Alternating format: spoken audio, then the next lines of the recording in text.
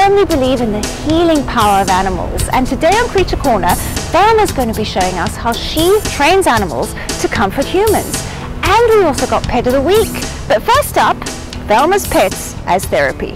No, thanks for joining us. Thank you very much for inviting us. We're in a nursing home right now, Yes. and how does Honey help the residents? People come out of their rooms just to see her, whereas usually Wow. they stay in their rooms. They don't want to come out for anything apart from meals. Some people remember Honey's name when they can't even remember their relative's name. How did you get started? Tell us the story. I actually was in bed for about 2 or 3 years with chronic fatigue syndrome. It was fairly painful. I was heavily medicated. It was hard for me to talk. But the reason I got through it so well is because my dog, also called Honey, was there all the time. So when talking for me was difficult, somehow we just seemed to communicate telepathically.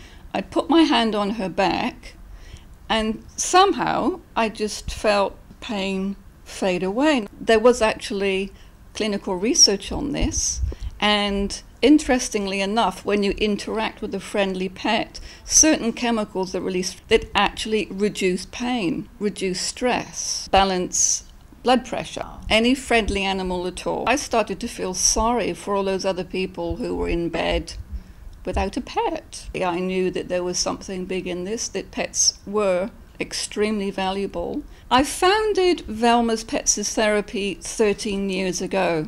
Currently we have around 35 volunteers, and we're visiting around 60 customers. Nursing homes, hospitals, schools for challenged children. Right. When I set this up, I knew it was going to be a volunteer organisation, but I decided it was going to be professional. There's a good deal of health and safety involved. Volunteers have to learn that.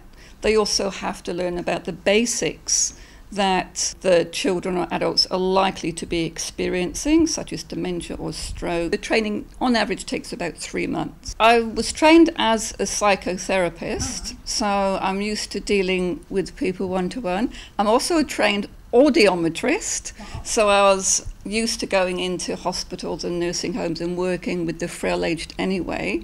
I was also trained in working with people with intellectual challenges, and then I was also very interested in dog training. Yeah. So basically putting it all together. You're the perfect person.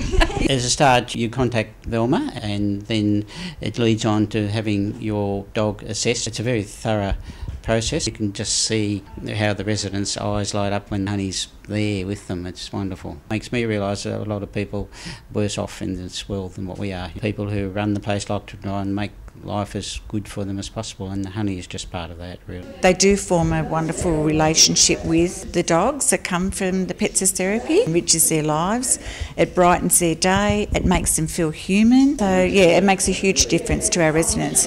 I can't speak highly enough about what this wonderful service, and I'm very thrilled that we were able to do that for these residents. It's very important. A lady contacted us. She had 2 small boys. They were autistic, and they also had multiple challenges, in as much as they didn't have control of their muscles. Very first visit, the little boy, for the very, very first time in his life, and he was 3, the dog walked in the room and the little boy automatically, without help, reached out. Wow. Mother said she actually cried because that was the first time she actually saw her son reach out for anything. That was quite miraculous. Do you enjoy Honey coming round? Oh yeah, Yeah. it's always nice to see her because she's always happy. Yeah.